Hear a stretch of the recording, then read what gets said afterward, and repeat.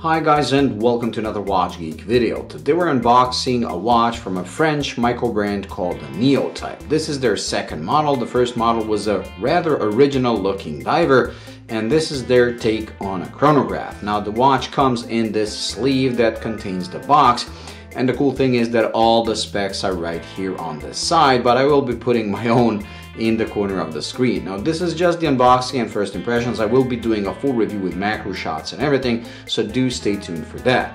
Now, as you might have seen, it's a 41mm diameter, steel case, ceramic bezel, sapphire crystal, and a Seiko Mecaquartz movement. So let's open the box and see how the watch looks. Now when it comes to their diver, it's rather original, like I said, and I actually like the design, although I didn't feature it on the channel, I didn't have the chance. So let's check out the chronograph. So here you have the papers, you have the user manual, and inside this foam packaging is the watch itself. So let's just move these boxes away and get to the watch. And the watch does look very, very cool. Very nice. So 41mm diameter, I believe it's like 48 lug to lug. We're gonna have the specs, like I said, on the side of the screen, and it is slightly chunky. I don't know the thickness, but I'll put it once I measure it. But what I do like is this bezel. So as you can see, it does have like a classical shape for a chronograph. You have the domed sapphire crystal, then you have the sloped bezel, and the sloping actually continues on the lugs themselves, so this should actually wear quite well even on a smaller wrist. Now what I noticed right away is this surface of the crown guards. Look how massive it is, like a slab of metal. I do like it. The dial is pretty minimalistic, but it is a sandwich type, so as you can see, the cutouts are, the hour markers are actually cutouts for the loomed background underneath.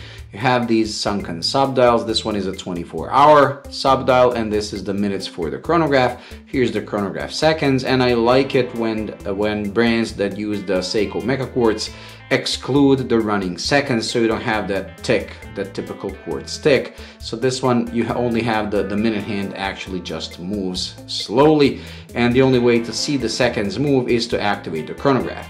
It comes with 200 meters of water resistance, and it does come with a rather large crown that is well protected with these crown guards. So despite having these large crown guards, it's actually very easy to grip.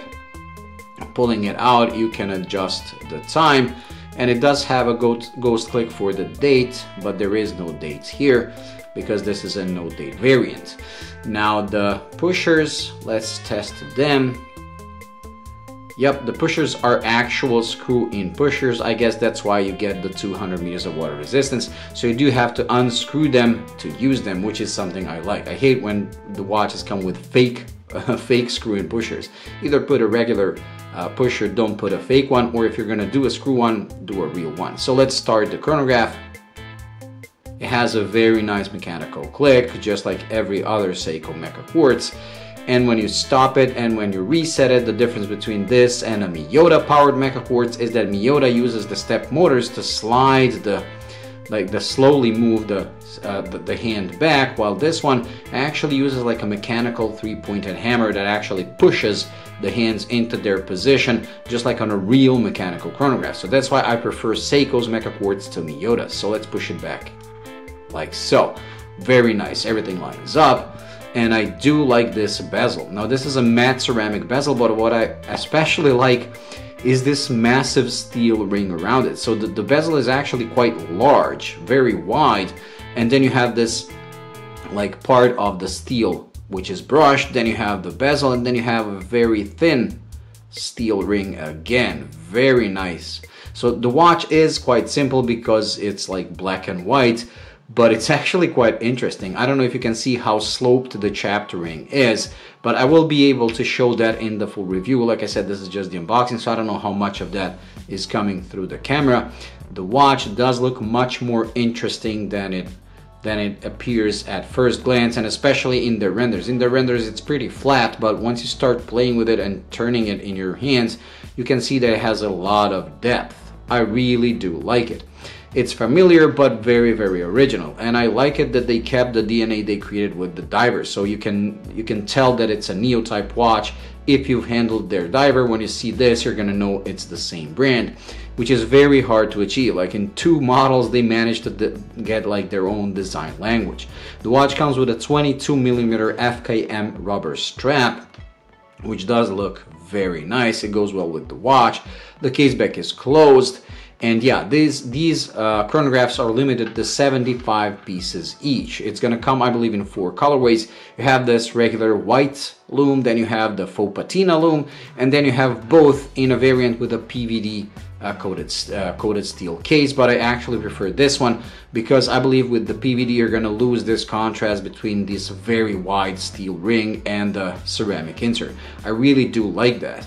Like compared to, let's say, a Speedmaster. Let me just get the Speedmaster that's right here. As you can see, the Speedmaster has a very thin ring and very thin bezel, and this one has a very wide one. So this, like, I don't know why, but it's like if this were a Rolex Submariner with the regular diving bezel, this would be like the Sea Dweller with the wider teeth and everything. It just looks more massive.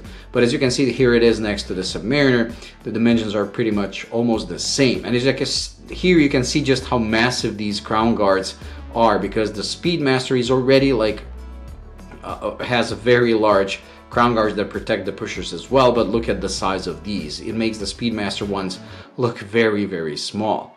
Very cool dial. Wow. Okay, I'm really liking this watch.